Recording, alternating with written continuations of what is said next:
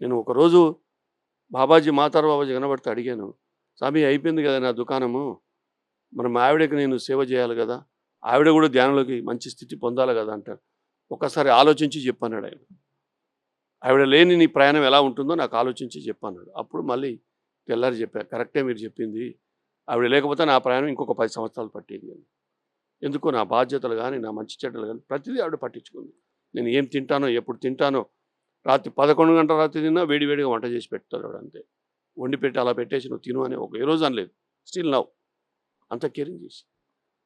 ఎందుకు చెప్తానంటే ప్రతి ఒక్కరికి అలా ఆ సందర్భం వస్తే అలా అది కుదిరిపోతుంది. అందుకే తేలిక చూడకండి ఎప్పుడు పిసుకలు పడి. మంచి ఆహారం ఇవ్వాలి దానికి. క్వాలిటీ ఫుడ్ బెస్ట్ క్వాలిటీ ఫుడ్డే తినాలి. ఏంటి క్వాలిటీ ఫుడ్ అంటే రిచ్ ఫుడ్ కాదు. ఏది తింటే హాయిగా ఉంటో అలాంటి ఫుడ్.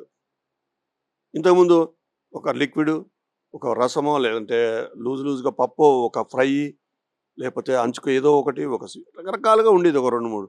కానీ ఇప్పుడున్న పరిస్థితి ఏంది? బయలుదేరి ఒక కూర చాలనిపిస్తది. రెండోది బాడీ యాక్సెప్ట్ చేయదు. ఆయిల్ ఫుడ్ తిన్నా బాడీ యాక్సెప్ట్ చేయదు. మార్చేశాం. అందుకే నాకెవరైనా గట్టన్నం పెడితే నేను తినను. తింటే నాకు ఇబ్బందొస్తుంది. సాఫ్ట్‌గా వెన్నలాంటి ఆహారమే తింటాను నేను. అందుకే ఊరికేం కృష్ణుడు వెన్న దొంగ వెన్నానికి దాని అర్థం ఏందంటే సాఫ్ట్ ఫుడ్ తినరా నాయన అని అర్థం. దైవత్వంలోకి ఎవరొచ్చినా, ఆ స్థితిలోకి ఎవరొచ్చినా, ఆ పర్సెంటేజ్ దైవత్వంలోకి ప్రయాణం చేసేవాడు అలాంటి ఆహారం భుజిస్తాడు. శుద్ధ సాత్విక ఆహారం గుర్తుపెట్టుకోండి. చేత వెన్న ముద్ద కథ అక్కడి నుంచి పుట్టింది ఆ పోయం. మన బాలశిక్షలో చదివారు కదా, అందరం చదివి ఉంటాం కదా. చేత వెన్న ముద్ద చెంగల్వ పూదండ బంగారు మొలతాడు పట్టుదట్టి సందతా ఎత్తులా సరిమవ్వ గజ్జలు చిన్ని కృష్ణ నిన్ను చేరికొలుతూ అనేది వాస్తవ సత్యం. అది ఎవరు శుద్ధ సాత్విక తత్వంలోకి వస్తారో, శుద్ధ సాత్వికాన్ని గురించి తెలుసుకుంటారో ఖచ్చితంగా ఆ రోజు వస్తుంది లోపల నుంచి. నాకు లోపల నుంచి వచ్చింది, మర్చిపోయాను నేను అది. కానీ లోపల నుంచి ఆ రోజు వచ్చింది అది. దాని అంతరార్థం అంతా తెలిసింది. చాలాసార్లు పిఎంసీలో చెప్పాను. మీరు కొడితే దాంట్లో దొరుకుతుంది. అందుకే కేరింగ్ యువర్ బాడీ. ఎప్పుడైతే శరీరం చక్కని చూసుకోవడం మొదలు పెడతావో ఆత్మకు ఆనందం పడుతుంది. ఆత్మానందం ఎప్పుడు వస్తుంది? ఈ శరీరం బాగున్నప్పుడు మనసు హాయిగా ఉంటుంది. ఆ రెండిటి సమన్వయం ఉంటుంది. దానితో బుద్ధి ఎప్పుడైతే కలుస్తుందో ఆ 3 కలిసిన మరుక్షణం ఆత్మ యొక్క ఆనందం వర్ణనాతీతం. నిజమైన ఆత్మానందం అనేది అప్పుడు వస్తుంది. ఇప్పుడు ఈ 3 పిల్లలు ఉన్నారు. ముగ్గురు కలిసి ఉంటే ఎలా ఉంటుంది నీకు? వాళ్ళు వద్దన రోజు కొట్లాడుకొని ఎలా ఉంటుంది మీరు చెప్పండి? ఆ తల్లిదండ్రులు ఎంత ఆనందం ఉంటుంది వాళ్ళు కలిసి ఉంటే, ఆ తల్లికి కానీ ఆ తండ్రికి కానీ. లోపలి ప్రపంచం కూడా గంతే. ఆ తల్లి పాత్ర తండ్రి పాత్ర పోషించేదే ఆత్మ. అందుకే ఆ ధ్యానము అంటే ఇదే కథ. నీ శరీరంతో నీ మనసు కలవడము, దాని తర్వాత ఆ రెండిటితో బుద్ధి కలవడం. మొట్టమొదట శరీరం దగ్గరికి మనసు వెళ్తుంది, ఆత్మ వైపు బుద్ధి వస్తుంది. ఇలా ఉన్న మనము ఇలా అవుతాం. కొన్ని రోజులు సాధన చేయగా ఇక ఈ 3 ఒకటవుతాయి. ఇలా వస్తావు. అందుకే ఇది చిన్మయ ముద్ర. ఎందుకు గురులు ఇలా ఎందుకు పోతారంటే అసలు కథ అంతా ఇక్కడ ఉంది. దైవత్వం కథ. ఆత్మ పరమాత్మ వైపు వస్తుంది. ఈ 3 ఒకటైన మరుక్షణం ఆ నెక్స్ట్ ఇలా వస్తావు. కంప్లీట్ నిర్గుణంలోకి వస్తావు. ఈ 4 ఒకటవుతాయి. అందుకే మొన్న చెప్పాను ఆ మాడవీధి కథ. ఒక మిత్రుడు అడిగారు, ఈ మాడవీధి పేరు ఎందుకు వచ్చింది? మాడ మీద ఏముంది అడిగితే కథ అంతా గిది కథనే. ఈ 4 ఒకటిగా మారినప్పుడు 4 వీధులుగా మారుతాయి. సెంటర్లో దైవత్వం ఉంటుంది. ఆ తిరుమలలో ఈ మధ్యన వెళ్ళినప్పుడు నడుస్తూ ఉంటే ఒక అతీతమైన అనుభూతి పొందారు. కరెక్టు ఎప్పుడైనా మంచి ధ్యానం చేసే వాళ్ళు ఉంటే ఈసారి తిరుమలకి వెళ్ళినప్పుడు ఫ్రంట్ ఓకే, కానీ కరెక్ట్ ఆ ఫ్రంట్ నుంచి గర్భగుడి కరెక్ట్ బ్యాక్ సైడ్ సెంటర్లో వెనకాల ఒక చెట్టు ఉంటుంది. మీరు అక్కడికి వెళ్తే కనబడుతుంది. అక్కడ ధ్యానం చేసి అప్పుడు నాకు చెప్పండి. ఒకసారి వెళ్ళినప్పుడు ఒక అతీతమైన అనుభూతి పొందాను నేను.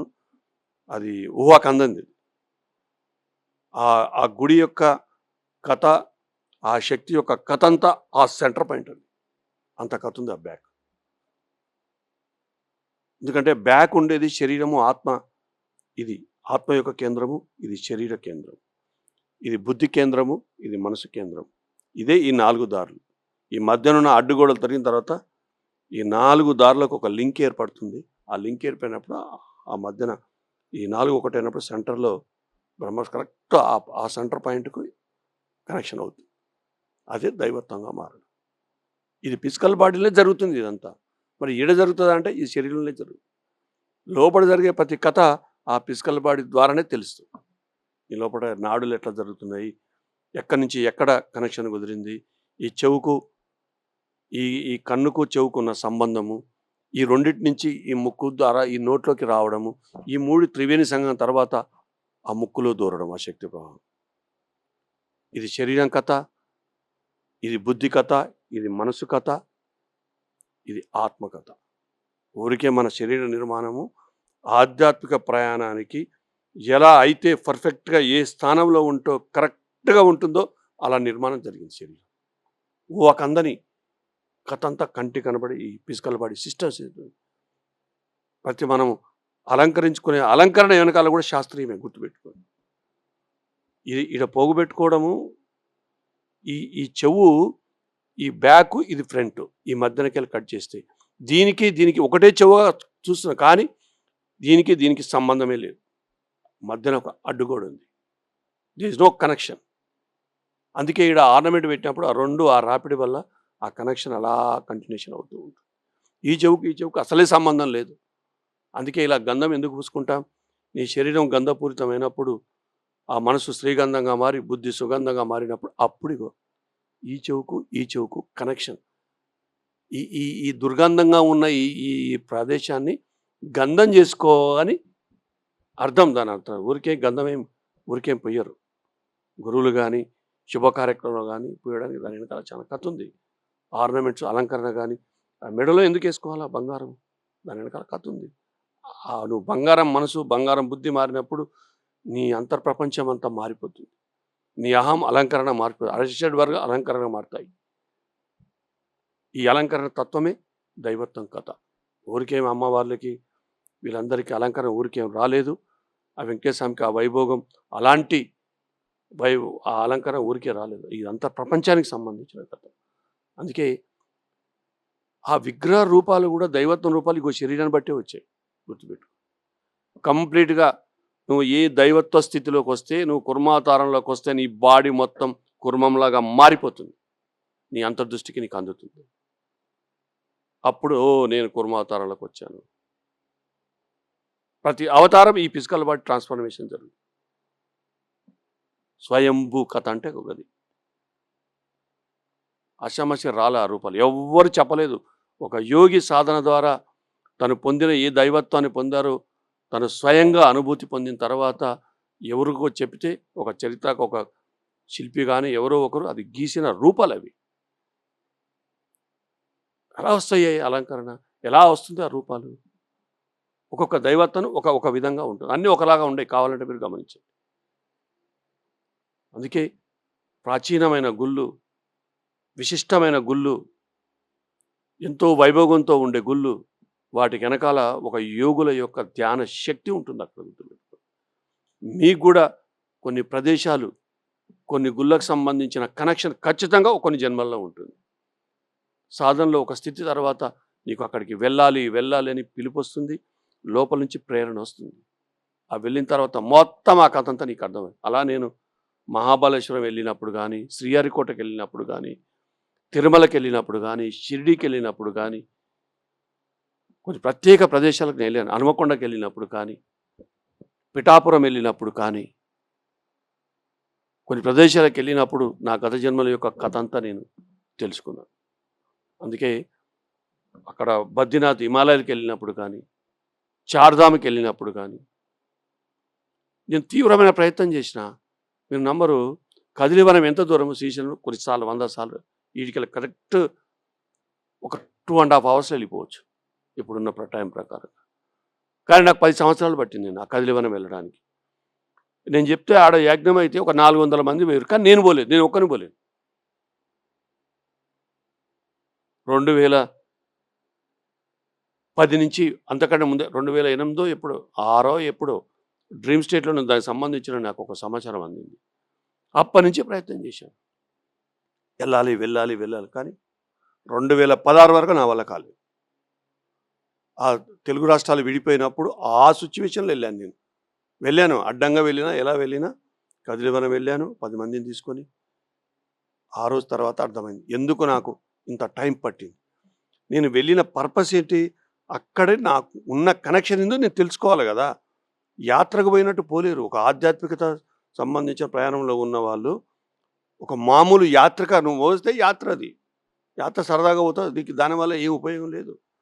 కానీ ఒక స్పిరిచ్యువల్ పర్సన్ తెలుసుకొని వెళ్తాడు వాడు. అది ఆత్మపరమైన యాత్ర అది. తనకు తాను తనకు సంబంధించిన ఆ కనెక్షన్ అంతా తెలుసుకొని వస్తాడు. ఆ వచ్చిన తర్వాత ఆయన ప్రయాణం ఒక కంప్లీట్ డైరెక్షన్ మారిపోతుంది.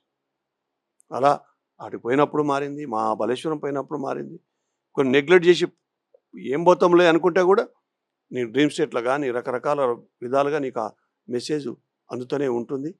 తప్పని పరిస్థితి అయిపోతుంది అది. నువ్వు వెళ్లి తీరవలసిందే. అలా ఎన్నో అనుభూతులు ఉంటాయి మన ప్రయాణంలో. కాబట్టి సాధనని రెగ్యులర్ చేయండి. క్రమం తప్పని సాధన, ఖచ్చితమైన ఆహార నియమాలు, దానికి తోడుగా ఫోన్ ద్వారా గానీ ఏదో రకంగా 10 మందికి ధ్యానం చెప్పడం నేర్చుకోండి. ఆ ధ్యాన కార్యక్రమాలకు పాల్గొనండి, సేవ చేయండి. దానికి సహాయ సహకారాలు అందించండి. ఇదే నేను మీ అందరికీ చెప్పేది. ఓకేనా? Thank you very much madam.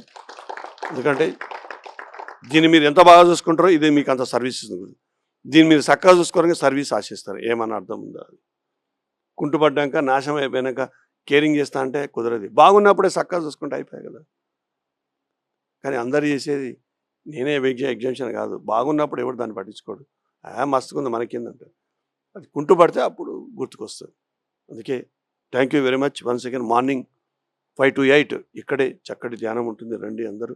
అలాగే ద్వారకా నివాస్ అనేది మనకు ఒక చక్కటి అకామిడేషన్. So best accommodation. అక్కడ మీ ఏ రేంజ్ కావాలంటే ఆ రేంజ్లో అకామిడేషన్ ప్లస్ తక్కువ బడ్జెట్లో అంటే ఒక 400 రూపీస్ 500 పెట్టారు కానీ 400కే బెడ్ సెంట్రలైజ్ సిస్టంలో 20 మందికి ఉంటారు ఒక డార్మెటరీస్లో. దానికి సంబంధించిన మీరు అక్కడికి వెళ్తే వాళ్ళు చెప్తారు. ఒక 14,000 మీరు కట్టగలిగితే ఉంటే ఒకసారి కట్టవచ్చు, లేదు ఇన్స్టాల్మెంట్లు కూడా కట్టుకోవచ్చు. ఇక్కడికి మీరు ప్రోగ్రామ్ రెగ్యులర్ రావాలనుకున్న వాళ్ళు మీకు ఎప్పుడు అక్కడ అకామిడేషన్ ఒక యాగంలో ఆ 10 డేస్లో తప్ప మిగతా ఎప్పుడైనా మీకు అందుబాటులో ఉంటుంది. ఏసీ సిస్టంలో బెస్ట్ అకామిడేషన్. మీరు చూడండి. సంవత్సరానికి ఒక 10 రోజులు 14,000 కడితే సంవత్సరానికి ఒక 10 రోజులు మీరు వాడుకోవచ్చు. లేదు నీకు ఎక్కువ రోజులు కావాలంటే ఆ 14 మీరు ఎన్ని కట్టినా కూడా ఒక రోజులా కూడా కట్టుకోవచ్చు. 25 ఇయర్స్ వస్తుంది మీకు ఆ సర్వీస్. 14,000కు 25 సంవత్సరాల పాటు ప్రతి సంవత్సరం 10 డేస్ మీరు వాడుకోవచ్చు. ఈ కార్యక్రమం వచ్చి ఎక్కడ ఒక రూపాయి తీసుకోరు. 50 రూపాయలు ఏదో మెయింటెనెన్స్ కింద తీసుకుంటారు. సో అందుకని తప్పకుండా దానికి మీరు డొనేషన్గా మీరు ఇచ్చినందుకు ఫ్రీగా కాకుండా తిరిగి ఈ ట్రస్ట్ ద్వారా మీకు అకామిడేషన్ ప్రొవైడ్ చేయడం జరుగుతుంది. సో ఆ విధంగా మీరు అందరూ భాగస్వాములు కండి. దీన్ని ఒక 2-3 సంవత్సరాలలో సాధకులకు స్వర్గధామంగా చేయాలనే ఆ గొప్ప సంకల్పంతో మేము పనిచేస్తున్నాం. మరి ఇప్పుడే మా మిత్రులందరూ మా ఇంజనీర్ గారు అందరూ రెడీ చేసి ఆ రోడ్ వర్క్ స్టార్ట్ అయింది. ఒక 2-3 మంత్స్లో మొత్తం సీసీ రోడ్లు అన్నీ వచ్చేస్తాయి. దానికి చప్పట్లు కొడదాం. మీ అందరూ తప్పకుండా వస్తూ ఉండండి. ఈ సెకండ్ వీక్లో ఆయనది కార్యక్రమం ఉంటుంది, మన అల్లా బక్షది. So at the same time మౌనధ్యానము ఉంటుంది. ఎక్కువ మంది లేరని పొద్దున క్లబ్ చేశాము. ఒకవేళ ఎక్కువ మంది ఉన్నప్పుడు ఇంకొక 2 ఏసీ, ఇది పెద్దగా ఉంది, ఒక 30 మందికి ఒకటి, ఒక 50-60 మంది వస్తే ఒకటి, ఇంకో 70-80 మంది 100 మంది వరకు ఒకటి, ఇక 100 మంది దాటితే ఇక్కడ వాటిలలో కూడా చక్కగా ఏసీలు చేసి ఇంటర్నెట్ సిస్టమ్ సౌండ్ ప్రూఫ్ చేసి అది రెడీ అవుతుంది. మ్యాక్సిమం ఈ నెల కంప్లీట్ కావచ్చు. దానికి సంబంధించిన ఏర్పాట్లు జరుగుతున్నాయి. మనకు రోజు ఒక 4 సెషన్స్ కూడా 4 విధాలుగా ఇక్కడ జరపడానికి మేము అన్ని ఏర్పాట్లు చేశాం. భోజనం అయితే కొంచెం ఎక్కువగా చేయలేము. స్వీట్లు, హాట్లు, ఫ్రైలు చేయలేని పరిస్థితి. ఎందుకు అంటే మనం ఇప్పుడు కట్టెల పొయ్యి మీద వండుతున్నాం. కానీ ఎందుకు జరిగిందో కానీ అది మంచిగా జరిగింది. కానీ ఆ ఫుడ్ మటుకు టేస్ట్ వేరుగా ఉంది. నేను గమనించాను ఆ కట్టెల పొయ్యి మీద. కాకపోతే ఆ పొయ్యి దగ్గర పోతే కళ్ళు మండుతున్నాయి. రోజు నేనున్నానంటే కంపల్సరీ ఆ సాంబార్ కానీ ఏదో కర్రీ నేను చేసి వస్తాను. ఎందుకంటే నా మాటల కంటే ఎక్కువ ఆ ఫుడ్డు ఆ ధ్యానం మీద ప్రభావం చూపిస్తుంది. 100% గుర్తుపెట్టుకోండి. అది మీకు అర్థమై ఉంటుంది.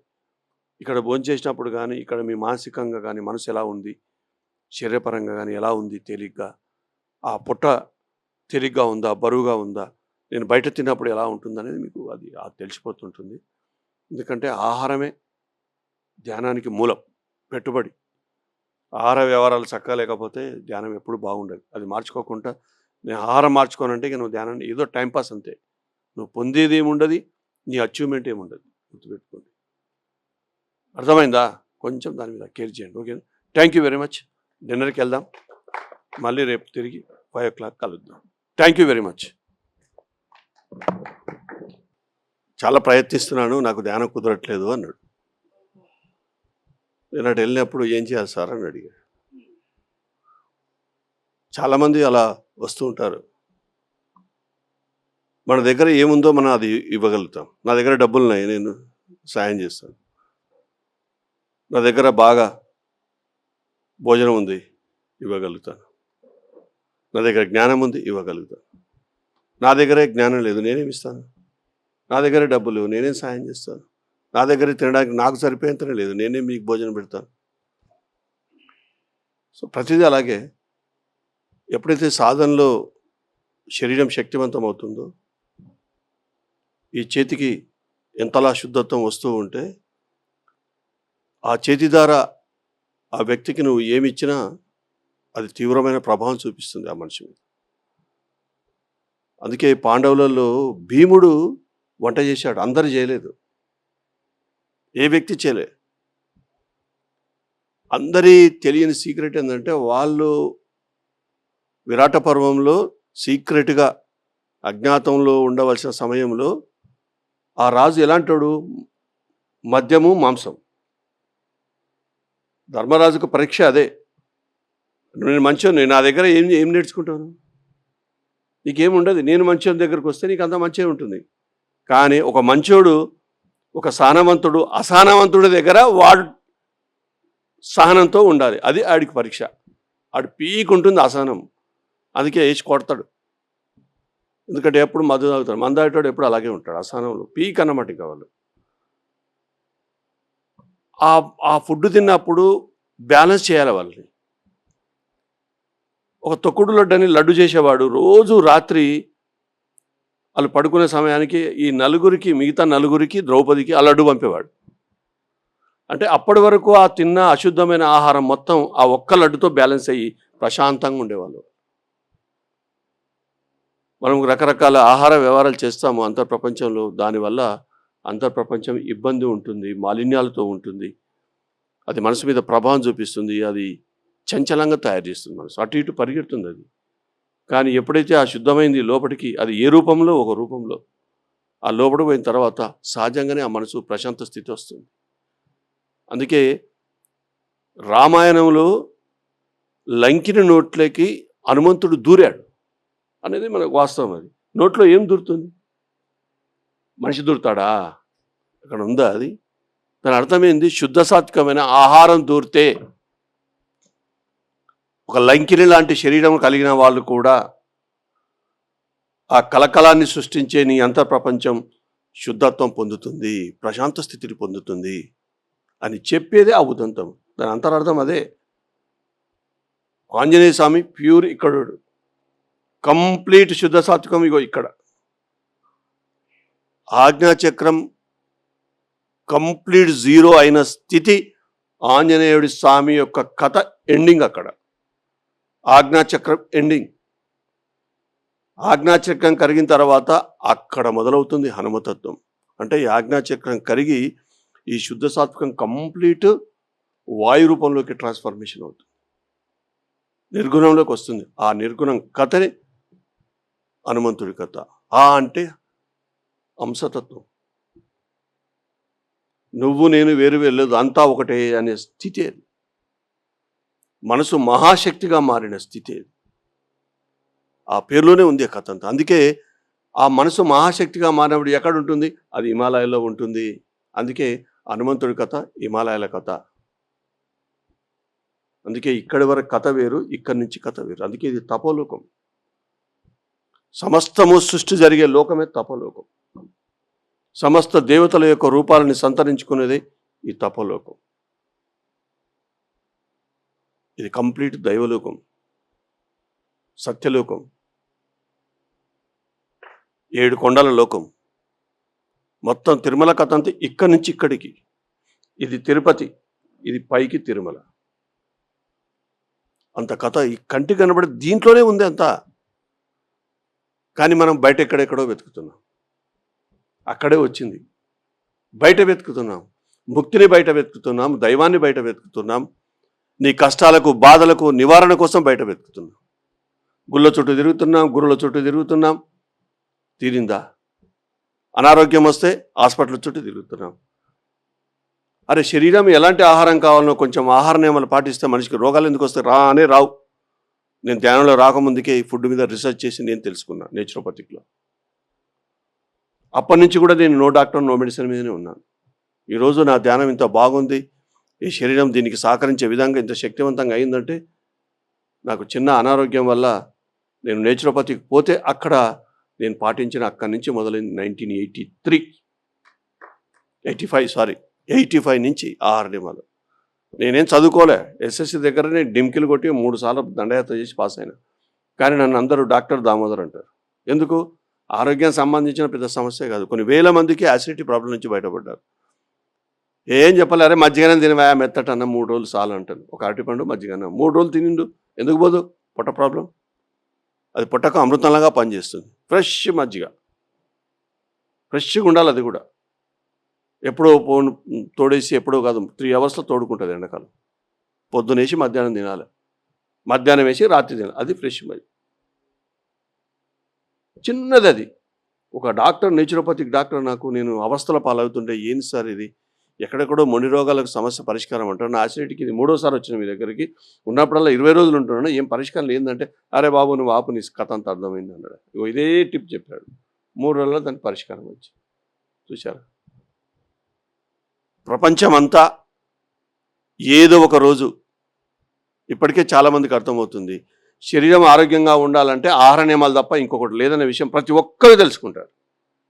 ఈ విషయం ఎవరికైతే స్పృహలోకి వస్తుందో వాళ్ళు గ్యారంటీగా వాళ్ళ శరీరాన్ని వాళ్ళు కాపాడుకుంటాడు. ఉన్నన్ని రోజులు ఈ శరీరంతో ఆరోగ్యంగా ఆనందంగా హ్యాపీగా ఉంటాడు. గుర్తుపెట్టుకో, ఇంకెక్కడో ఉంది ఆరోగ్యము వస్తుంది, ఇంకెక్కడనో నమ్ముకుంటా అని ప్రయత్నం చేసిన రోజులు ఎవరికి ఈ ఆరోగ్యం భూమి మీద రాదు. అసంభవం. అది కరోనా టైంలో నాకు అందిన మెసేజ్. అది పర్ఫెక్ట్. అది అందుకే ఈ మధ్యన ఫిజికల్ బాడీ మీద కేరింగ్ పెరిగింది. ఆహార నియమాలు చూస్తున్నాను, ఆహార నియమాలు పాటిస్తున్నారు. కుండలకు బాగా గిరాకీ పెరిగింది, మిల్లెట్స్ గ్రెయిన్స్కు బాగా గిరాకీ పెరిగింది, హోటళ్ళల్లో ఎక్కువ మటుకు పెసరట్టు తినేవాళ్ళు బాగా పెరిగారు. ఇదంతా దానికి సింబాలిక్. మిల్లెట్స్తో తయారు చేసే టిఫిన్స్ దగ్గర బాగా క్రౌడిష్గా నేను చూస్తున్నాను ఈ మధ్యన. అది ఎక్కడ నుంటే నేను వెళ్ళి అక్కడ తినేసి వస్తాను, రాగిడ్లో లేకపోతే మిల్లెట్స్ సంబంధించిన దోశలో ఏదో ఒకటి. ఎందుకు? ఆ కేరింగ్ పెరుగుతుంది రోజు రోజుకు, ఆ వైపు ఆలోచన. అందుకే ఆహార నియమాలు అనేది చాలా మస్ట్ అండ్ షుడ్. అది ఉంటే మనసు ఎందుకు చంచలం అవుతుంది, ధ్యానం ఎందుకు కుదరది? అండ్ నేనేం చేశాను, నా దగ్గరికి రకరకాల వ్యక్తులు వస్తే ఏం చేయను, వాళ్ళకి ఎంతో ఫుడ్డో స్వీటో ఏదో ఆటో పెట్టి, లేదంటే వీళ్ళుంటే నా ఇంటికి పిలిచి వాళ్ళకి భోజనం పెడతాను. ఒక పూట తీవ్రమైన అనారోగ్య బాధలతో వచ్చింది. 3 సంవత్సరాలు నిద్ర లేని రాత్రులు గడిపింది ఒక ఆవిడ. ఆ కరోనా టైంలో ఆవిడ మంచి ధ్యాన స్థితిలో ఉండే, యూట్యూబ్ చూసి ధ్యానం నేర్చుకుంటే దైవాలన్నీ దేవత రూపాలు కనబడుతుంటే కరోనా టైంలో ఒక ఇంజక్షన్ వేసుకుంది. ఎవరో చెప్పిన వాళ్ళ ఆయనకు వచ్చిందని ఏమే గుచ్చారు. అదేమైంది, నల్లటి మొఖాలు కనబడ్డాయి. నా లోపలికి దయ్యాలు వచ్చినాయని ఆమె భ్రమలో పడి మంత్రగాళ్ళు, తంత్రగాళ్ళు, డాక్టర్లు, సైకియాట్రిస్టులు అందరినీ చుట్టేసింది మొత్తం. ఒక 3 సార్లు నిద్ర లేదు, పిచ్చామలాగా అయిపోయింది. అనుకోకుండా పిఎంసికి వాళ్ళు కాల్ సెంటర్ ఫోన్ చేస్తే నా నెంబర్ ఇచ్చారు. చూడు ఎలా ఉంటుంది. మరి ఎంత దూరం అంటే నాకు 2-3 కిలోమీటర్ల దూరంలోనే, దూరం ఏమి కూడా పెద్ద లేదు. ఫోన్ చేసింది, నాకు అర్థమైపోయింది కేసు. రండి మేడం అన్నాను. ఇంటికి రాగానే ఒక అరటిపండు తినిపించాను, కొంచెం వాటర్ పోసేసి కూర్చోండి అన్నాను. 1/2 అవర్ 40 minutes తర్వాత ఎలా ఉందన్న, అంతా దైవ రూపాలు కనబడి తెల్లగా అయిపోయింది సార్ అన్నది ఆవిడ. 1/2 అవర్లో ఇంతే. ఏమైంది, నా తెల్ల ముఖము మసిపూసాను, ఏమైంది, నల్లగుంది. మసి కడిగేశాను, తెల్లగాయి. అదే కదా జరిగింది అక్కడ. దానికి 3 సంవత్సరాలు పట్టింది. ఎందుకు పట్టింది అంటే ఆవిడ దానికి సంబంధించిన మానసికంగా కానీ స్ట్రాంగ్ కావడానికి రకరకాల అనుభవాల కోసం ఇలాంటివి జరుగుతూ ఉంటాయి. దాంట్లో భాగమే. ఏది నేను మాంసం తిన్నానంటే దాని యొక్క పర్పస్ కూడా నాకు అర్థమైంది. మాంసం మద్యం 10th క్లాస్ రాకముందుకే మా కుటుంబం అలాంటిది. అలా అలవాటు చేశారు. కానీ తీరా సాధనలోకి వచ్చిన తర్వాత ఎందుకు నేను అంతగా అలాంటి తిండి తిన్నానంటే, ఎంత చెడగొట్టుకుంటావో అంత బాగు చేస్తావు. నీకెంత రిక్వైర్మెంట్ ఉంటే అంత ఎక్కువ కష్టపడతావు. నీకు డబ్బులతో అవసరం లేదు. బిందాస్‌గా ఏదో వ్యాపారాన్ని ఓ గంట 2 గంటలు చేసి బిందాస్ చాలరా బాబు అంటావు. అదే నీకు ఒక లక్ష్యం పెద్ద భవంతి కట్టాలి, బాగా డబ్బులు అవసరం ఉంటే 24 గంటలు కష్టపడతావు. సాధన కూడా అంతే. నువ్వెంత చెడగొట్టుకుంటే అంత బాగుపరచడానికి, అంత లోతులకు వెళ్ళడానికి అంత శరీరాన్ని నాశనం చేసుకుంటావు. మానసికంగా నీ రకరకాల ఇబ్బందులు ఫేస్ చేస్తావు. అప్పుడు నీ సాధన పెరుగుతుంది. అప్పుడు ఆ దైవత్వం లోతులోకి వెళ్తావు. ఒకటేసారి డైరెక్ట్ బాటమ్ లెవెల్ ఎవరు పోడు. చెప్పాను కదా, 10 నుంచి అలా 10% నుంచి దైవత్వం 20 పోవడానికి కొన్ని జన్మలు పడుతుంది. ఈ గుణం ఒక్కొక్క ఇంచు ఒక్కొక్క గుణం. ఈ వేళ్ళు మొత్తం స్టార్టింగ్లో ఇదేమో చెడగొట్టేది, ఇదేమో బాగు చేసేది. ఇది పెరిగేది, ఇది తగ్గించేది. అందుకే మధ్యన లోభగుణం అనేది ఉంటుంది. ఆ లోభగుణం తగ్గించేది. లోభగుణం అంటే పిష్నార్తనం అనుకుంటారు. కాదు, పిష్నార్తనం కాదు. కామము, కోరిక, క్రోధము. నీ కోరిక తీరలేదు, క్రోధం వస్తుంది నీకు, అది పెరుగుతుంది, అది మోహంగా మారుతుంది. ఏమైనా సరే తీరవలసిందే, ఏమైనా నాకు ఇల్లు కావాల్సిందే, ఏమైనా నాకు ఆస్తి కావాల్సిందే, ఏమైనా సరే ఆ అమ్మాయిని నేను సాధించుకోవాల్సిందే, ఏమైనా నాకు ఆ పదవి కావాల్సిందే. అది మోహానికి ప్రతీక. ఎప్పుడైతే నీ మోహం పెరుగుతుందో అది శరీరానికి, నీ మనసు మీద, బుద్ధి మీద తీవ్రమైన ప్రభావం చూపిస్తుంది. దాన్ని బ్యాలెన్స్ చేయాలంటే ఏం చేయాలి? అప్పుడు వస్తుంది అది లోభగుణం. తగ్గించు, అది తగ్గించడం మొదలుపెడుతుంది. బ్యాలెన్స్ చేసేది అది. అందుకే మిడిల్ పాత్లో ఉంటుంది, సెంట్రల్లో ఉంటుంది అది. అందుకే ప్రతిదీ ఈ శరీరంలో, ఇంత పెద్ద శరీరంలో వేస్ట్ అనేది మిల్లీగ్రామ్ అంత లేదు. ఫస్ట్ అది గుర్తుపెట్టుకోండి. ఈ వైద్యశాస్త్రం వేస్ట్ అని చెప్పి కొన్ని ఆర్గన్స్ తీసేస్తూ ఉంటుంది. ఇది ఒక వ్యక్తి ఒక ఆర్గన్ని కోల్పోయాడు అంటే వాడు ఇంకొచ్చే జన్మలో తీవ్రమైన సాధన చేసి దాన్ని పునఃసృష్టి చేసుకోవాల్సిందే, ఇంకో దారి లేదు. ఏదైనా కావచ్చు, చిన్న గీత పడ్డా, కోత పడ్డా దాని ఒక జన్మలో తీవ్రమైన సాధన అవసరం వస్తుంది ఖచ్చితంగా. అందుకే నీ ఎండింగ్లో మిల్లీగ్రామ్ ఒక డ్రాపు బ్లడ్ తక్కువ ఉన్నా, ఒక డ్రాప్ అంతా మురికి ఉన్నా ఈ బాడీ యాక్సెప్టబుల్ కాదు. నేచర్ మళ్ళీ తిరిగి రావాల్సిందే. నువ్వు ఇంత మిల్లీగ్రామ్ అంత చాలు. మొట్టమొదట బాడీ తీసుకున్నప్పుడు ఎంత స్వచ్ఛమైంది 100% ఉండను, తిరిగి నువ్వు 100%లోకి రావాల్సింది. అందుకే దైవత్వం 100% నువ్వు పొందినప్పుడు మొత్తం 100% అవుతుంది. అప్పుడు యాక్సెప్టబుల్. అప్పుడు ఈ శరీరానికి మృత్యువే ఉండదు. ఎక్కడ మృత్యువు? గాల్లో తేలుతూ ఉంటుంది. శరీరాన్ని విచ్ఛిన్నం చేసుకుంటావు, మళ్ళీ అవసరం ఉంటే ఫిజికల్ బాడీ రూపంలో ధరిస్తావు. అది ఫైనల్ స్టేజ్ అది. అందుకే మాకు తెలిసింది కొంత దూరమే, శరీరం ఇంకేం ఉండదు, దీన్ని ఏం పని లేదంటారు పిచ్చోళ్ళు. అసలు కథ అంతా దాని చుట్టే ఉంది. అది ఎలా పరిణమిస్తుందో, ఎలా ట్రాన్స్ఫర్మేషన్ అవుతుందో తెలియదు ఎవరికి. అది తెలిస్తే బ్రహ్మాండంగా కేరింగ్ చేస్తాను. నాకు తెలుసు కాబట్టి నేను దీన్ని జాగ్రత్తగా చూసుకుంటాను. ఎక్కడ పోయినా సరే క్లాస్ ఎంత నేను వంట చేసుకుంటాను, తింటాను, ఆ ఉన్న వాళ్ళకి పెడతాను. లేదు వాళ్ళు మంచి వంట చేసే వాళ్ళు ఉంటే నేను ముట్టుకోను. మా వంట వాళ్ళకి నేను బాగా ట్రైనింగ్ చేశాను. నేను లేనప్పుడు వాళ్ళు ఎలా వండాలో తెలుసు కాబట్టి అలా వండేస్తారు. చాలామందికి అలా నా దగ్గర వంట ఎందుకు నేర్పిస్తానంటే నాది కూడా స్వార్థం కదా, నేను ఉండ పని తప్పుతుంది. అందుకని వాళ్ళు కాస్త నేర్చుకుంటారు. ఏముండదు, సింపులే. మళ్ళా ఏ మసాలాలు ఉండవు, ఏముండే ఏంది, కొంచెం మినపప్పు పోపుకేస్తాం, కొన్నిట్లలో ఆవాలు, జీలకర్ర, ఎండుమిర్చి, పచ్చిమిర్చి, అంతే కదా. కొంచెం కరివేపాకు, కొంచెం ఆయిల్, మంచి క్వాలిటీ, అది కూడా మంచి గానుగ నూనె వాడాలా, సన్ఫ్లవర్ కావచ్చు, ఏదైనా కావచ్చు. మనకు తెలంగాణలో అదృష్టం ఏంటంటే కుసుమ నూనె దొరుకుతుంది, ద బెస్ట్ ఆయిల్. తక్కువ వేడి మీద చేయాలి. ఇలాంటివన్నీ కొంచెం పాటిస్తే శరీరం ఎందుకు బాగుండదు? అవి ఏం పాటించాం మనం. బెల్లం ఉంది, ఆర్గానిక్ బెల్లం దొరుకుతుంది. నేను మొన్న ఆంధ్రకి వెళ్ళాను, 70 రూపాయలకంట కిలో. ఎన్ని కేజీలు కావాలో పంపిస్తాను. మా వాళ్ళకి అదే చెప్పాను, ఓ 50 కేజీలు ఆర్డర్ పెడుతున్నా. బెల్లంతో స్వీట్ చేయాలి, ఇక్కడ ఆర్గానిక్ బెల్లంతో స్వీట్ చేయాలి, అది డిక్లేర్ చేశాం.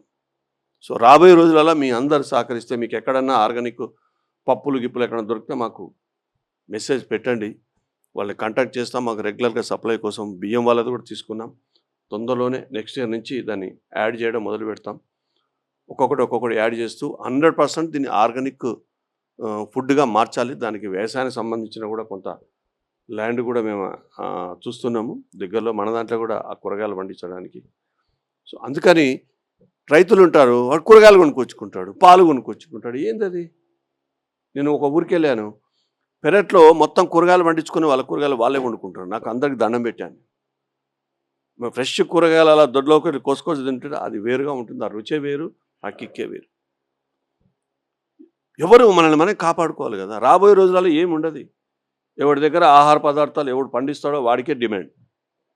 డబ్బులోడికే డిమాండ్ ఉండదు. డబ్బుల వల్ల ఏముంది? నువ్వు డబ్బులు తింటావా? అదే కదా! ఓ రొట్టెనే కదా! అందుకే there is no dependence.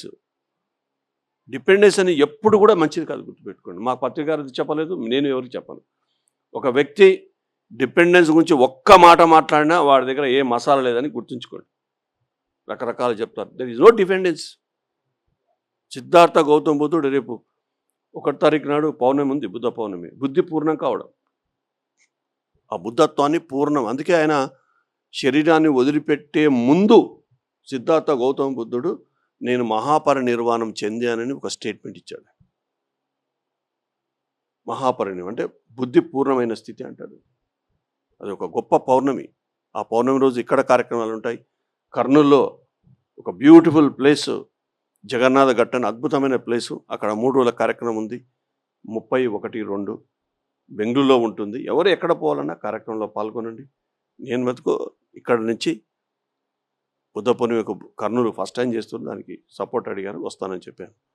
So ఇక్కడ కూడా పౌర్ణానికి రండి. ప్రతి పౌర్ణానికి మ్యాక్సిమం నేను ఉంటాను ఇక్కడే. 3 రోజుల వర్క్షాప్ అయితే ఆ మౌనధ్యానం కంపల్సరీ ఉంటుంది. మంచి ధ్యానస్థితి కావాలనుకునే వాళ్ళు ఆ 3 రోజుల మౌనధ్యానానికి రండి. అల్లబక్షి గారిది క్లాసు ఉంటుంది. అందుకే బుద్ధుడు చెప్పిందే మనం ఫాలో అవుదాం, పత్తి గారు చెప్పిందే ఫాలో అవుదాం. No dependency. అప్పో దిప్పో భవ అని చెప్పాడు ఆయన. ఒక్కటే మాట. మొత్తం ఆనందుడు 24 గంటలు నీడలా ఉన్న ఆనందుడు శరీరాన్ని వదిలిపెడుతుందంటే ఎట్లా పోతావు స్వామి, నా సంగతి ఏంది అన్నాడు ఆయన. ఏందివా నీ సంగతి అన్నాడు. నీ సంగతి ఏందా, నా సంగతి ఏందంటే ఎట్లా స్వామి, నేను బుద్ధత్వం పొందలేదు, మీరు మధ్యంతరంగా పోతే నాకు బుద్ధత్వం పరిస్థితి ఏంది అని అడిగాడు.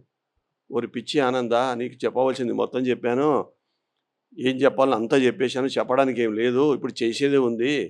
అప్పు దీపో భావ అని స్టేట్మెంట్ ఇచ్చాడు ఆయన. నీ దీపాన్ని నువ్వు వెలిగించుకో, నీ సాధన ద్వారా నువ్వు బుద్ధత్వం పొందు. నేను బుద్ధుణ్ణి, బాడీ వెకట్ చేస్తున్నాను, నేను పైలోకంలో ఉండి నీకు సహాయం చేస్తాను చెప్పాడు ఆయన. ఆ కాన్సెప్ట్ ఉంటే ఆ మాట అనేవాడు ఆయన. అన్నాడా? మరి అనలేదు. మరి మనం ఎట్లా డిపెండ్ అవుతాం? పైన గురువులు ఉన్నారు, వాళ్ళకి నమస్కారం చెప్పుకొని వాళ్ళు పొల్లుదండాలు పెడితే వాళ్ళు బాగా చూసుకుంటారు, సంకల్పాలు పెడితే వాళ్ళకి ఏరుతాయి, వాళ్ళు ఏదో చేస్తారని ఆ భ్రమలో ఎందుకున్నాం మనం? బుర్ర లేదు, బుద్ధి చక్కగా లేదు. అందుకే ఆ పని మీద ఉన్నాం. అంత పెద్ద మహానుభావుడు 90%, 100లో 90% పూర్ణ బుద్ధత్వం పొందిన ఒక వ్యక్తి ఇచ్చిన స్టేట్మెంట్ అది. దానికి రెస్పెక్ట్ ఉంది, 100% పర్ఫెక్ట్. అది ధ్యానం అంటే బుద్ధుడి యొక్క ప్రతీక. బుద్ధత్వం అనేది అందరి సింబాలిక్. ఆయన చెప్పిన మాటను కూడా పక్కకు పెట్టేసి మా కష్టాలు ఉన్నాయి, బాధలు ఉన్నాయి తీరడానికి, పైన ఆ గురువు ఈ గురువు ఏదో నోరు తిరగని పేర్లు, ఎవడు చెప్పిండి బాధలని? గుళ్ళో పోయి కోరికలు కోరుకుంటారు, నువ్వేం చేస్తున్నావు? కళ్ళు మూసుకొని కోరుతున్నావు. ఇదా అడుక్కు తినే బ్యాచ్ అంటారు ఇది. అరే అడుక్కు తింటోళ్ళం కాదు. అభయాస్తం పొందేది మన హక్కు. ఈ అభయాస్తాన్ని పొందు, అన్ని భయాల నుంచి దూరం అవుతావు, అన్ని సమస్యల నుంచి దూరం ఇది చేస్తుంది. నీ చెయ్యే అన్నిటికీ పరిష్కారం. నీ కుటుంబానికి పరిష్కారం, నీకు పరిష్కారం, నీ సమస్యలకు పరిష్కారం.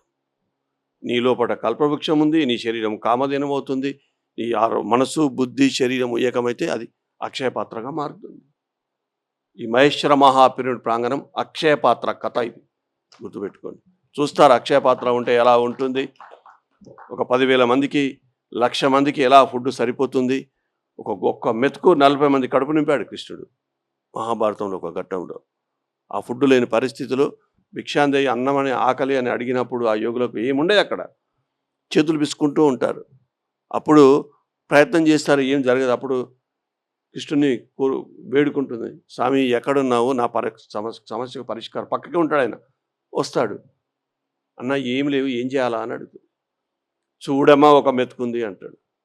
ఏలు పెట్టి ఆ మెతుకు తీసి నోట్లు వేసుకొని అంతే. అందరి కడుపు నింపి అమ్మ అన్నం బాగా తిన్నాం, కడుపు నిండిందని వెళ్ళిపోతారు. అది అక్షయపాత్ర. లేదా ఎవరిలో శరీరం లేదు, ఎవరికి బుద్ధి లేదు, ఎవరికి మనసు లేదు, ఎవరి నిండా ఆత్మ లేదు. మరి అది ఉన్నప్పుడు అది సాధించక ఈగోలేంది, ఈగోలు ఎందుకు? ఈ శరీరం కామధేను చెయ్యి, కాయాన్ని కామధేనుగా మార్చు, కాళ్ళలో శక్తి కాయమంతా ప్రవహించే విధంగా సాధన చెయ్యి, ఆ సాధనకు సరిపోయే ఆహార నియమాలు పాటించు. గది చెయ్యక ఏదేదో చేస్తున్నాం మనం. అందుకే ఇకనైనా ఆ పనికిరాని పనులు చేయకండి. ఇంకొక ధ్యానమే లేదు. రకరకాలుగా విన్నాను నేను కొంతమంది గురువులను కూడా ట్రై చేసిన. ఎక్కడ ఏమీ లేదనే విషయం నాకు గత జన్మ సంస్కారం అనుకోండి. ఎవరి దగ్గర నేను చూశాను, ఎవరి దగ్గర ఏం లేదని ఒకటే రోజులో చూసేవాడిని, వదిలేసేవాడిని. తర్వాత నాకు అర్థమైంది, ఎవరి దగ్గర ఏ మసాలా లేదో చెప్పవలసింది నేను చెప్పేశాడు, చేయవలసింది ఏముందని. అప్పుడు కళ్ళు మూసుకోవడం మొదలుపెట్టి కథ అంతా బయటకు వచ్చి అంతే. మన అందరి కథ శ్వాస చుట్టూ ఉంది కాబట్టి ఆ శ్వాస మీద ధ్యాస అనే ధ్యానం ఫైనల్గా స్టేట్మెంట్ బుద్ధుడైనా పత్రికారైనా నేనైనా అదే చెప్తాను. ఎందుకు నేను తెలుసుకొని చెప్తున్న మాట అది. ఓకేనా? ఎందుకు అంటే మనమందరం ఇప్పుడు మంచి భోజనం తింటాం, మంచి గాలి కోసం ప్రయత్నిస్తాం. మరి నువ్వు వదిలే గాలి మంచిది ఉందా? మంచి గాలి వదులుతలేవే, కార్బన్ డైఆక్సైడ్ వదులుతావా నువ్వు? మంచి తీసుకొని చెడు వదులుతావా? లెక్క ఎట్లా సరిపోయింది? నీ దగ్గర నేను భూమి తీసుకొని దాన్ని తవ్వేసి నాశనం చేసేసి ఆ కౌలుదారుగా తీసుకుని మళ్ళీ అప్పు చెప్తాను, నువ్వు యాక్సెప్ట్ చేస్తావా? నీ ఇంటి కిరాయికుండి ఇల్లు నాశనం చేసి నీకు అప్పు చెప్తాను, నువ్వు యాక్సెప్ట్ చేస్తావా? మరి ఈ ఒళ్ళనే ఇల్లుని నాశనం చేసి నువ్వు గాలి మంచి గాలి తీసుకొని చెడు గాలి ఇస్తాను, ఆ లెక్క సరిపోయిందంటే కుదరది. ఆ తీసుకునే శక్తి కంటే 100 రెట్లు ఒక యోగిగా మారినప్పుడు నీలోంచి బయటకు వచ్చే శ్వాస అది నువ్వు దైవత్వం వైపు నడిపించేది. అదే ఈ భూమండలానికి ఉపయోగపడేది. అప్పుడు నీ శ్వాస లెక్క అంతా సరిపోతుంది. అప్పుడు కదా ఇక్కడి నుంచి బయట. అందుకే అన్నమాచార్యులు ఒకటే మాట చెప్పాడు, భూమి మీద పుట్టిన ప్రతి ఒక్కడు అప్పుల వాళ్ళే అందరూ అన్నాడు ఆయన. లక్షల కోట్ల అంబానీ కావచ్చు, కానీ కర్మల అప్పు ఉంది, లేకపోతే భూమి మీద జన్మ తీసుకున్నాడు. అట్లా మన వెనకాల ఆ కర్మల అప్పులు బ్రహ్మాండంగా ఉన్నాయి. ఫిజికల్ అప్పు లేకపోవచ్చు, నాకు అప్పు లేదని కాళ్ళ ఎగరేయవలసిన అవసరం లేదు. ఆ అప్పు వేరు, ఈ అప్పు వేరు. అప్పే. అప్పు ఎప్పటికైనా అది బరువు, ఆ బరువుని దించుకోవాల్సిందే. ఇక్కడ అందరం బరువులు దించుకోవడానికి వచ్చాను తప్ప బరువులు ఎత్తుకోవడానికి రాలేదు. వచ్చి కూడా మళ్ళీ బరువులు ఎత్తుకునే కార్యక్రమం చెప్తే అది ఇంకా భారం అవుతుంది, నీ బతుకు మీద పడుతుంది, సమస్యలు ఫేస్ చేస్తాం. అందుకని ఈ రోజు నుంచి తేలిగ్గా ఉండే ప్రయత్నం చేద్దాం. ఆయన ఆదిశంకరాచార్యులు చెప్పే జీవన్ముక్తు సత్సంగత్వం నిస్సంగత్వం నిస్సంగత్వే నిర్మోహత్వం నిర్మోహత్వే నిశ్చలతత్వే జీవన్ముక్తి. నీ జీవించే విధానంలో నువ్వు జీవించి ఉన్నప్పుడే ముక్త స్థితిలో ఉండాలి. ఇంకొక జన్మకు కారణం కాకుండా నీ బరువులు కొత్త బరువు చేరకుండా బతుకురా అని చెప్పాడు ఆయన. ఇంతకు మించి చెప్పలే. అందుకని అలా జీవిద్దాం. శరీరపరంగా కానీ, ఆహారపరంగా కానీ, వ్యవహార పరంగా కానీ, వాక్కు ద్వారా కానీ, చేష్ట ద్వారా కానీ, ఏ రకంగా కూడా అది ఉండకుండా మనం రోజు అలా జీవించగలిగితే so beautiful life is beautiful అన్నప్పుడు నీకు అనిపిస్తుంది, జాయ్ఫుల్గా ఉంటావు. ఓకేనా? Thank you very much. మళ్ళీ 10 o'clock షార్ప్గా వచ్చేద్దాం. ఈరోజు బ్రేక్ఫాస్ట్ భీమా కేఫ్లో మా వాళ్ళు మంచి పెసరట్టు అంట, అక్కడ తిందాం. మళ్ళీ 10 గంటలకు కలుద్దాం. కాసేపు ధ్యానం చేసుకున్న తర్వాత అల్లబక్షి వాళ్ళ సెషన్ ఉంటుంది. ఓకేనా? Thank you.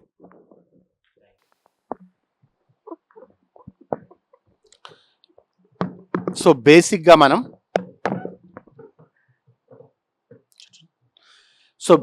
ఏం చేస్తామంటే ఇప్పుడు బేసిక్గా సోల్కి సంబంధించినటువంటి knowledge, soul awakening, soul contact, soul కనెక్ట్కి సంబంధించినటువంటి జ్ఞానాన్ని నిన్న మనం తెలుసుకున్నాము సందీప్ మాస్టర్ ద్వారా. ఈరోజు మనకి ఈ సోల్ అవేకెనింగ్ వర్క్షాప్ 2వ రోజు మొదటి సెషన్, రైట్?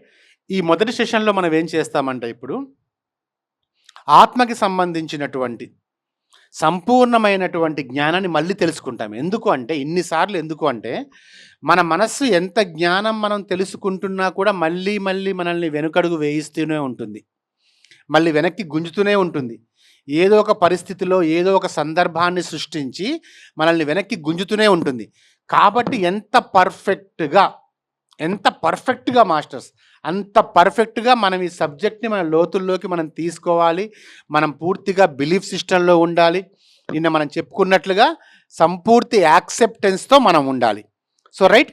సో నేను అందుకనే మళ్ళీ ఒక హాఫ్ అన్ అవర్ ఒక 1 అవర్ బేసిక్స్ రూట్స్ నుంచి స్టార్ట్ చేస్తాను. నేను రూట్స్ నుంచి స్టార్ట్ చేసి, ఎందుకంటే జ్ఞానం దేనికోసం కావాలి? మన మనస్సుకి మనం నేర్పించేది జ్ఞానం. మన మనస్సుని ఎంత జ్ఞానంతో మనం ముంచి వేస్తే మనస్సు అంత ఆత్మ వైపుగా వెళ్తుంది. ఇక్కడ ఇంకొక ముఖ్యమైన విషయం ఏంటంటే అండి, గుర్తుపెట్టుకోవాల్సింది, మనస్సు మన ఆత్మ కంటే వేరేగా లేదు. మనస్సు ఆవిర్భవించింది కూడా ఆత్మలోంచే మనస్సు ఆవిర్భవించింది. కాకపోతే మనస్సు ఏం చేసింది అంటే ఆత్మని పక్కన పెట్టేసింది. తాను ఎక్కడి నుంచి ఆవిర్భవించిందో, తన మూలమేంటో మనస్సు గుర్తించలేక ఆత్మ వైపుగా కాక మన ఇంద్రియాల వైపుగా, మన శరీరం వైపుగా, పూర్తిగా వీటి వైపుగా అడుగులు వేయడం స్టార్ట్ చేసింది. కానీ అది ఎప్పుడైతే ఆత్మ వైపుగా అడుగులు వేస్తుందో, ఆత్మ కూడా మనస్సును ఏం చేస్తుంది? మన శరీరం వైపుగా, ఇంద్రియాల వైపుగా, బుద్ధి వైపుగానే అడుగులు వేయిస్తుంది. కానీ ఆత్మ వేయించే అడుగులు పర్ఫెక్ట్గా ఉంటాయి. మనసు వేయించే అడుగులు అంత పర్ఫెక్ట్గా ఉండవు. ఏది? మనస్సు ఆత్మతో మమేకం కాలేకపోతే. సో మనస్సు కూడా మంచిదే. మనస్సు మంచిది కాదని కాదండి. మనస్సు చాలా మంచిది, అద్భుతమైనది. మనస్సు అద్భుతాలు సృష్టించగలదు.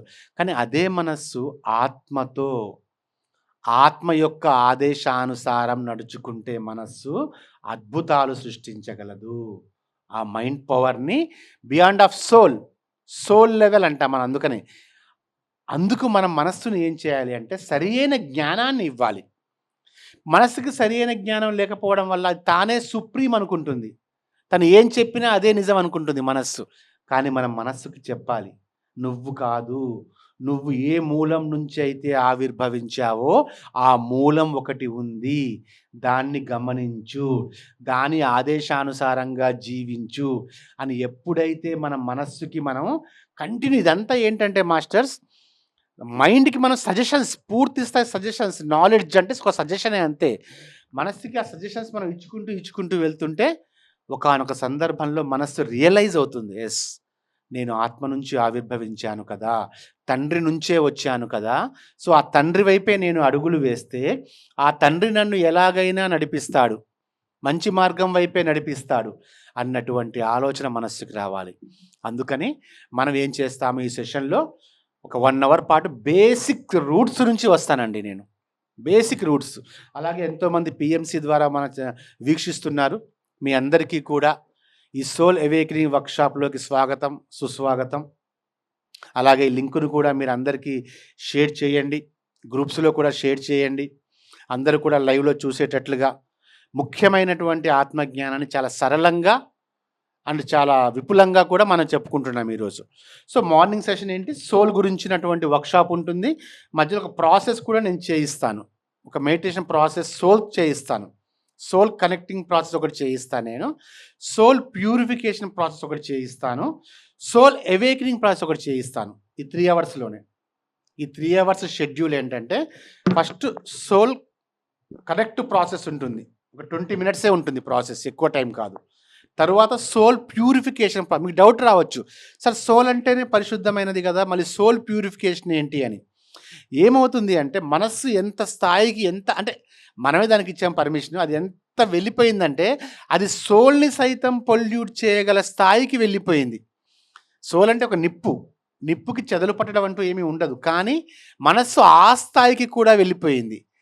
తనలో ఉన్నటువంటి వైకల్యాలని, వైపరీత్యాలని ఆత్మకి అంటించే విధంగా కూడా వెళ్ళిపోయింది సోల్ అనేది. కాబట్టి ఆ సోల్ ప్యూరిఫికేషన్ కూడా మనం చేసుకుంటాం ఒక 20 మినిట్స్. తర్వాత సబ్జెక్టు తర్వాత సోల్ అవేకనింగ్ ఒకటి. మనం అంటే అవేకనింగ్ అంటే వర్కింగ్ మోడ్లోకి రావాలి. ఈ 3 చేసిన తర్వాత మనం లంచ్ బ్రేక్ ఉంటుంది. లంచ్ బ్రేక్ తర్వాత లెవిటేషన్కి సంబంధించిన మన జ్ఞానంతో మనం ప్రారంభించాము. లెవిటేషన్కి సంబంధించిన ఇంకా మరికొంత జ్ఞానం ఉంది. ఎందుకంటే మనం 3 ప్రకంపన క్షేత్రాలు ఉన్నాయి. 3 ప్రకంపన క్షేత్రాల్లో మనం ఎంచుకోవాలి అనుకున్నాము. అసలు 3 ప్రకంపన క్షేత్రాలు ఏంటి, అవి ఎలాంటి వర్క్ చేస్తాయి, మనం ఏ వర్క్ కోసం ఏ అంటే రెజొనెన్స్ ఫీల్డ్ని ఎంచుకోవాలి అనేది మనం మధ్యాహ్నం సెషన్లో, ఆఫ్టర్ లంచ్ సెషన్లో మనం చేస్తాం. మనం ఆ ప్రాసెస్ కూడా ఈరోజు మనం చేస్తాం మాస్టర్స్. ఈరోజు సాయంత్రం వరకు మనం ఉంటాము. నేను ఈరోజు నైట్ వరకు కూడా నేను ఉంటాను. కాబట్టి అయిపోయిన తర్వాత మీకు క్వశ్చన్ అండ్ ఆన్సర్స్ కానీ, నాతో వ్యక్తిగతంగా ఏదైనా కౌన్సిలింగ్ లాంటిది మాట్లాడాలి అనుకున్నా కూడా మీరు నాతో మాట్లాడవచ్చు. రైట్. సో ఇప్పుడు మనం సోల్ గురించి మనం తెలుసుకుందాం. రైట్ బ్రదర్, లింక్ మనకి నాకు పంపించారా?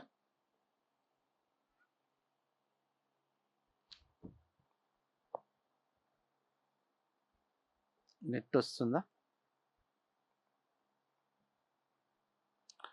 వాట్సాప్లో షేర్ చేశారా brother?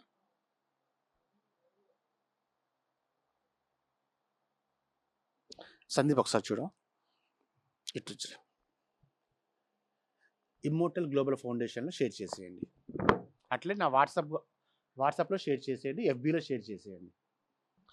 Okay masters, basic question నుంచి మనం స్టార్ట్ చేద్దాం. రైట్. ఎందుకు నేను బేసిక్ క్వశ్చన్ అన్నామంటే, ఒక్కొక్కసారి మనం ఎంతో ఎత్తుకు వెళ్తూ ఉంటాం, కానీ మనం మూలాలు మర్చిపోతుంటాం. ఒక చెట్టు ఎంతో ఎత్తుకి పెరిగినా కూడా తన మూలాలు స్ట్రాంగ్గా ఉంటేనే తను మనగలదు. మీకు వెదురు మొక్క ఎగ్జాంపుల్గా చెప్తాను. ఒక వెదురు చెట్టు మీరు నాటినప్పుడు అది వెంటనే పెరగడం స్టార్ట్ అవ్వదు. అది ముందర భూమి లోపల చాలా లోతుగా వెళ్తూ ఉంటుంది. ఒక లోతైన స్థాయికి వెళ్ళాను, పర్ఫెక్ట్గా నాకు బేస్ పునాది దొరికింది అన్నప్పుడు అప్పుడు అది 2-3 సంవత్సరాల తరువాత అప్పుడు పైన పెరగడం స్టార్ట్ చేస్తుంది. అది ముందు లోపల పెరుగుతుంది, తరువాత పైన పెరగడం స్టార్ట్ చేస్తుంది. సో కాబట్టి లోపల పెరగడము అనేది మనకి చాలా ఇంపార్టెంట్. అందుకే మనం అమరత్వం గురించి ఆలోచిస్తాం. అందరం కూడా చాలామంది రామ్తా స్టూడెంట్స్కి నేను చెప్తున్నాను పిఎంసి ద్వారా, మనందరం అమరత్వం గురించి ఆలోచిస్తూ ఉంటాం, అసెన్షన్ గురించి ఆలోచిస్తూ ఉంటాం. కానీ బేసిక్గా ఆత్మ అనే దాని గురించి మీకు ఎంత అవగాహన ఉంది? బేసిక్గా రూట్ గురించి మీకు ఎంత అవగాహన ఉంది? ఆ పునాది ఎలా ఉంది మీలో? ఆ పునాదికి సంబంధించినటువంటి ప్రశ్నలు వేసుకొని వాటి జవాబుల ద్వారా ఒక పర్ఫెక్ట్ ట్రాక్లోకి మనం వెళ్దాం మాస్టర్స్. సో ఫస్ట్ ప్రశ్న ఏంటంటే, మీరు రెస్పాండ్ కండి. మీకు తెలిసిన ఆన్సర్ చెప్పండి. ఎన్నో జన్మల నుంచి మనం ఈ భూతలానికి వస్తున్నాం కదా, అది మనం నమ్ముతున్న విషయమే కదా. మనది ఒక్క జన్మేనా అండి? కాదు కదా. మనం అంతకుముందు ఎన్నో జన్మలు మనం తీసుకొని ఉన్నాము, ముందు కూడా తీసుకుంటామేమో. ఒకవేళ ఇదే ఆఖరి జన్మ కాకపోతే ఎన్నో జన్మలు తీసుకుంటాం. ఓకేనా? సో అసలు మనం ఎన్నో జన్మల నుంచి ఈ భూతలానికి వచ్చేది ఎందుకోసం? చెప్పండి, మీకు తెలిసిన ఆన్సర్ చెప్పండి. ఎందుకంటే ఒక ధ్యాని ఏ ఆన్సర్ చెప్పినా కూడా అది ఏదో ఒక పాయింట్ ఆఫ్ వ్యూలో కరెక్టే ఉంటుంది. ముక్తి కోసం, ఎక్స్పీరియన్స్ అంటే సార్ ముక్తి కోసం అన్నారు, మ్యామ్ గారు ఎక్స్పీరియన్సెస్, ఒక అనుభవాలు పొందడం కోసం భూతలం మీదకి వస్తున్నాం. Okay, very good. ఇంకా ఓకే, వెరీ గుడ్. ఆత్మ ఏ లక్ష్యంతో అయితే ఆవిర్భవించిందో అది పర్పస్ కంప్లీట్ కాలేదు కాబట్టి ఆ పర్పస్ కంప్లీషన్ కోసం ప్రతి జన్మ తీసుకుంటూ ఉంటాం. వెరీ గుడ్ తల్లి. ఇంకా మీరు ఏమనుకుంటున్నారో చెప్పేయండి. ఎందుకంటే మనకు చెప్పితే ఏమవుతుంది అంటే ఒక డిక్లరేషన్ లాగా వచ్చేస్తుంది అనమాట అది. ఓకే, మాస్టర్ గారు ఏమన్నారు? ఒకవేళ గత జన్మ కర్మలు ఏమైనా మిగిలిపోయి ఉంటే అది పూర్తి చేసుకోవడం కోసం ఈ జన్మ తీసుకుంటున్నాము అన్నారు. ఇంకా అండి, ఇంకా జన్మలు మనం ఎందుకు తీసుకుంటున్నాం? దాంట్లో ముఖ్యంగా ఎన్నో తలాలు ఉన్నాయి కదా. భూమి ఒక్కటే కాదు కదా, ఈ విశ్వంలో కొన్ని లక్షల కోట్ల తలాలు ఉన్నాయి. ఒక సముద్రపు ఒడ్డున ఇసుక మేట వస్తే ఆ ఇసుక మేటలో ఇసుక రేణువంత మన భూమి. అంత గెలాక్సీస్ ఉన్నాయి మనకి. అన్ని గెలాక్సీస్లో అన్నింటినీ వదిలిపెట్టి ఎందుకు ఈ భూమి మీదకే వస్తూ ఉన్నాం? మీకు ఏమనిపించినా చెప్పొచ్చు మాస్టర్స్. ఇక్కడ ఇది కరెక్ట్, ఇది తప్పు అని ఉండదు. మీ అభిప్రాయం మాత్రమే ఉంటుంది ఇక్కడ.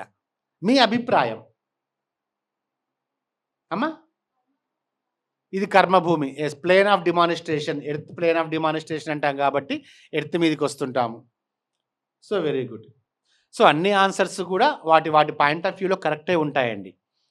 అన్ని నిజాలుగానే ఉంటాయి. ఇంకోటి ఎర్త్ అనేది ప్లేన్ ఆఫ్ డిమానిస్ట్రేషన్. ఇది ఒక కర్మభూమిగా మనం రూపొందించుకున్నాం కాబట్టి ఎర్త్ మీదకి వస్తుంటాము. ప్లస్ ఇంకొకటి ఉంది ఇక్కడ, భూమి లాంటి కర్మభూములు కూడా ఎన్నో ఉన్నాయి. ఇప్పుడు మనం ఇక్కడ ఉన్నాం కదా, ఆ తరువాత మనం ఏ ప్లేన్లో వెళ్తామో కూడా మనం ఎక్స్పెక్ట్ చేయలేము. మళ్ళీ మనం ఇక్కడే వస్తామన్న గ్యారంటీ లేదు. ఈ భూమి మీద ఈ జన్మ మనం తీసుకున్నాం, ఓకే, మనం ఓకే, ఇక సరే బాడీ వేకేట్ చేయాల్సిన సమయం వచ్చింది. వేకేట్ చేసిన తర్వాత మీరు మళ్ళీ భూమి మీదకే వస్తారు అని చెప్పి ఎందుకు అనుకుంటున్నారు?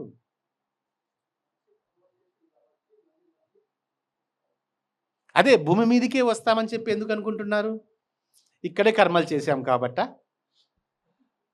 General question. ఇప్పుడు కర్మలు తీరిపోవడం కోసం మనం వస్తాం, కానీ మీరు ఎవరికైతే బాకీ ఉన్నారో వాళ్ళు మళ్ళీ ఇక్కడికి వస్తారన్న గ్యారంటీ ఏంటి? ఇదొక్కటే ఉంది అనుకుంటున్నారు కాబట్టి ఓకే, ఇప్పుడు మీరు ఒకటి బాకీ పడ్డారు, ఆ బాకీ తీర్చడం కోసం మీరు వచ్చారు. తన బాకీ తను తీసుకోవడం కోసం అతను ఇక్కడికే వస్తారన్న గ్యారంటీ ఏంటి? లేదు కదా. భూమి లాంటి ప్లేస్ చాలా ఉన్నాయి మాస్టర్స్, ఎన్నో ఉన్నాయి, చాలా ఉన్నాయి భూమి లాంటి ప్లేన్స్. ఇప్పుడు మనం దైవాలుగా పూజించే వాళ్ళం 4th ప్లేన్ 5th ప్లేన్లో ఉంటుంటారు, 5వ తలంలో ఉంటూ ఉంటారు, వాళ్ళు అక్కడ జీవిస్తూ ఉంటారు. ఇప్పుడు మన పత్రి సార్ కూడా అక్కడే ఉన్నారు, 5th ప్లేన్లో ఉన్నారు. అంటే అద్భుతమైనటువంటి జ్ఞానాన్ని బోధించి ఇక్కడి నుంచి నిష్క్రమించిన వాళ్ళు స్వర్గము అని పిలువబడుతున్నటువంటి 5వ చైతన్య తలంలో ఉంటారు. అది కూడా మళ్ళీ ఒక్కటే ఉండదు. ఇక్కడ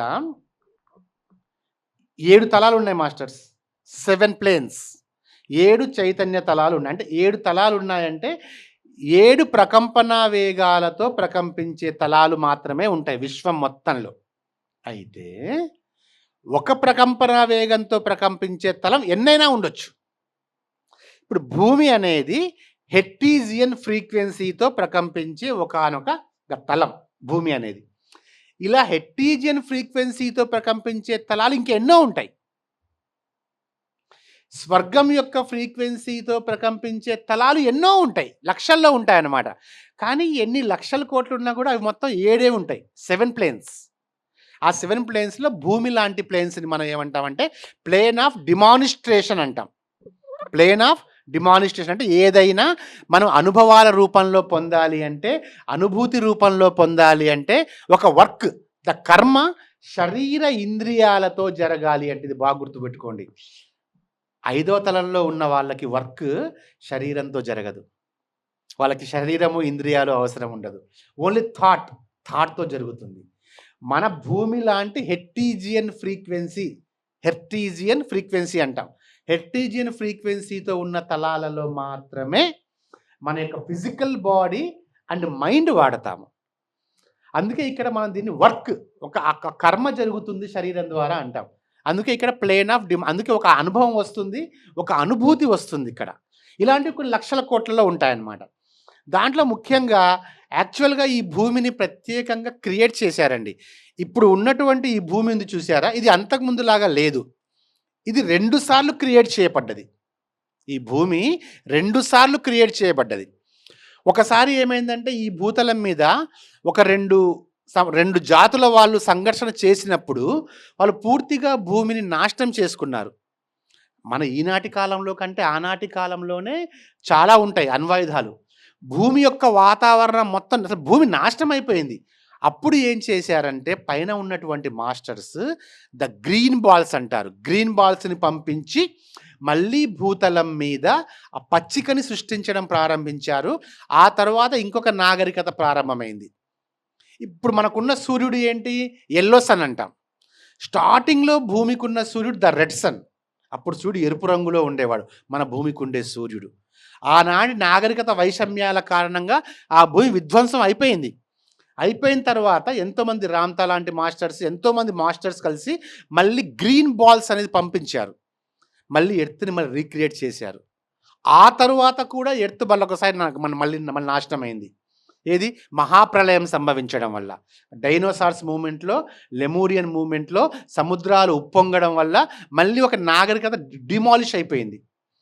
ఇప్పుడు మళ్ళీ సరికొత్తగా ఈ భూమి మళ్ళీ ఉద్భవించి ఉంది. దీన్నే ద టెర్రా అంటారు ఈ భూమిని. ఇది మనం గుర్తుపెట్టుకోవాల్సినటువంటి విషయం.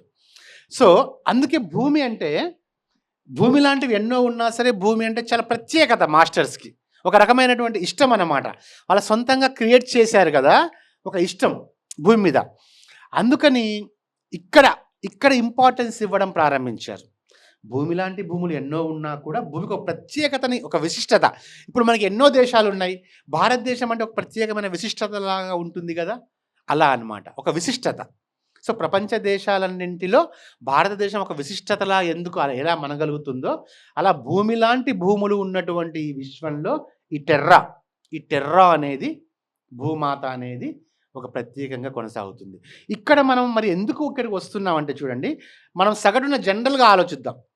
సగటు మానవుడి వయస్సు 70 సంవత్సరాలుగా అనుకుందాం. మనం 70 సంవత్సరాల వయస్సు జీవించడానికి మనం ఇక్కడ ఒక 70 సంవత్సరాలు జీవించడానికి సగటున మనం 700 నుంచి 7000 సంవత్సరాలు నిరీక్షించి వస్తాం ఇక్కడికి. ఒక్కొక్కసారి ఈ భూమి మీదకి మళ్ళీ వచ్చి ఒక 70 సంవత్సరాలు జీవించడానికి ఆత్మలు ఒక్కొక్కసారి 700 నుంచి 7000 సంవత్సరాల వరకు నిరీక్షిస్తాయి. అంటే మన భూమి యొక్క కాలంతో పోల్చుకుంటే పైన కాలం ఉండదు. మరి ఎందుకు అంత నిరీక్షించి జన్మను పొందుతాయి?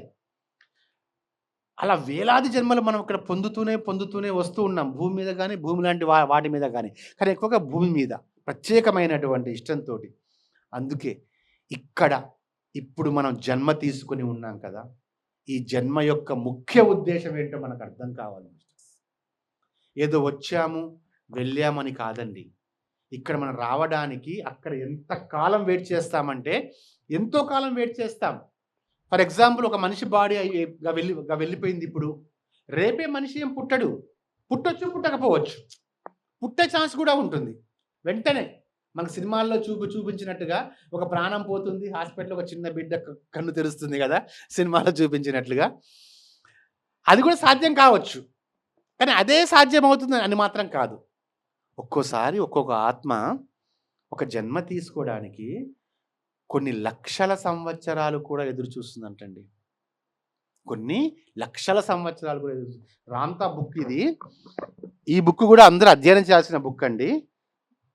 మేకింగ్ కాంటాక్ట్, ఈ బుక్ పేరు making contact, our soul remembers all our life times. దీని పేరు మేకింగ్ కాంటాక్ట్ అనే బుక్ నేను ఎక్స్ప్లెయిన్ చేస్తున్నా ఈరోజు.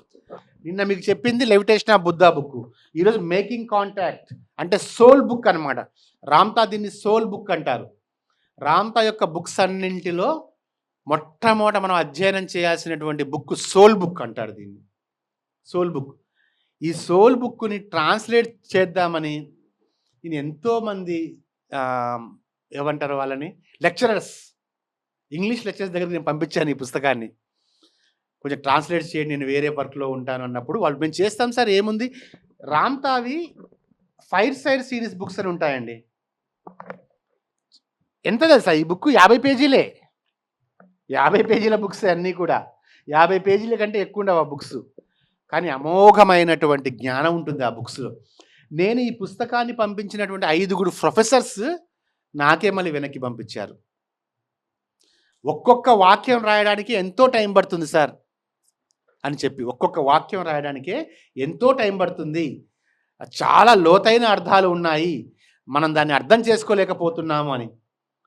ఈ బుక్ని మరి ఎందుకో కానీ నేను తెలుగు ట్రాన్స్లేట్ చేయాలి అని చెప్పి, ఇప్పుడు చూడండి ఈ బుక్ మొత్తం నేను రాసేసాను ఆల్రెడీ, అంటే మీనింగ్స్ మొత్తం రాశాను, కానీ దీన్ని తెలుగులో రాద్దామని చెప్పి ఎప్పుడు ఆ వర్క్ పెట్టుకున్నా కూడా అవ్వట్లేదు. అంటే ఇంకా నేను కూడా నేర్చుకోవాల్సింది ఉంది. అంటే ఇంకా లోతైన అర్థంలో ఈ బుక్ గురించి అర్థం చేసుకోవాల్సిన అవసరం ఉంది. అంత విశిష్టత గల సోల్ బుక్ అన్నమాట ఇది. అది చెప్తుంది ఇప్పుడు మనకి ఈ సోల్ ఎందుకు ఈ బుక్లో ఉంటుంది. సోల్ ఇక్కడికి ఎందుకు వస్తుంది, దేనికోసం వస్తుంది, ఏం సాధించాలని చెప్పి వస్తుంది, నువ్వు సాధించకుంటే ఏం చేస్తుంది, తర్వాత సాధించడానికి ఏం చేస్తుంది, ప్రతిదీ వర్ణిస్తారు ఈ బుక్లో. సోల్ బుక్ అంటారు దీన్ని. సో అందుకనే మనం వచ్చాము అంటే ఇక్కడ మన జన్మ యొక్క ముఖ్య ఉద్దేశం ఏంటో మనం అర్థం చేసుకోవాలి. ప్లస్ మనం ఇన్నిసార్లు వస్తున్నామంటే అస్సలు మనం రావడం వెనకాల ఉద్దేశం అర్థం చేసుకోవాలి. ఒకటి, ఇన్నిసార్లు వస్తున్నాం. ఒక ప్లేస్కి మనం కొన్ని వందల సార్లు వెళ్తున్నామంటే ఏదో ఉంటేనే కదా వెళ్ళేది, ఏదో వర్క్ ఉంటేనే కదా వెళ్ళేది. అలాగే అక్కడ వచ్చి ఒక్కసారి వచ్చినా కూడా అక్కడ ఉంటున్నాము అంటే ఏదో వర్క్తోనే ఉంటాం.